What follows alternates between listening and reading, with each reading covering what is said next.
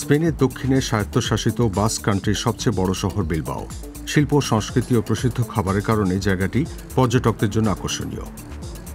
প্রায় ৩.৫ লাখ মানুষের বাস এখানে। এখানে কি কি দেখতেই হবে তা যদি স্থানীয়দের জিজ্ঞাসা করা হয় তবে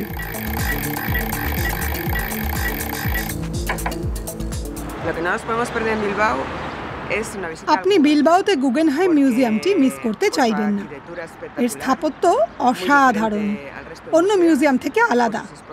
স্থায়ী এবং অস্থায়ী প্রদর্শনীগুলো চমৎকার। তাহলে প্রথম বিরতি শহরের মাঝে গুগেনহাইম মিউজিয়ামে। ১৯৯৩ সালে বিশ্ববিখ্যাত স্থপতি ফ্রাঙ্ক গেরিয়ে নকশা করেন। এখানে ১২ মিটার লম্বা একটি কুকুরের ভাস্কর্য পর্যটকদের অভিবাদন জানায়। জেফ কোনসের তৈরি এই ভাস্কর্যের নাম পাপি। মিউজিয়ামের পেছনে মামো নামের মাকড়সা। এই ভাস্কর্য তৈরি করেছেন লুইস বুর্জোয়া। সমসাময়িক শিল্পের সমাহারে গুগেনহাইম মিউজিয়ামটি তাই বিলবাও দেখার প্রথম ধাপ হতেই পারে।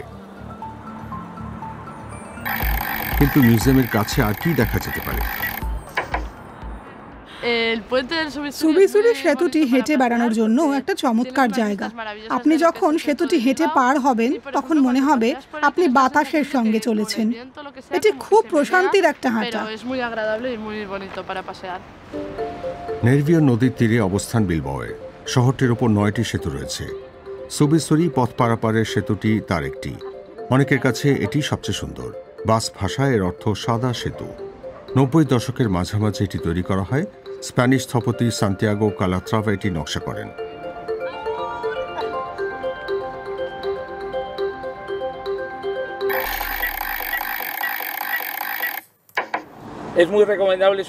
আমি বলবো আপনি আরচান্দা পর্বত ঘুরে আসুন। উপর থেকে পুরো শহরের চমৎকার দৃশ্য দেখতে পাবেন। মনে মনে আপনি হিসাবও করে নিতে পারবেন কোনটি আপনি দেখতে চান এবং সেটা কোথায়। পর্বতের উপরে গাড়ি, কেবল কার অথবা পায়ে হেঁটে উঠতে পারেন। কেবল কারে করে চড়ে উঠতে লাগে মাত্র ৩ মিনিট। ২৫০ মিটার উপরে উঠলে আপনি একটা দেখার স্থান পাবেন। এটা শহরের সবচেয়ে বিস্তৃত দৃশ্য।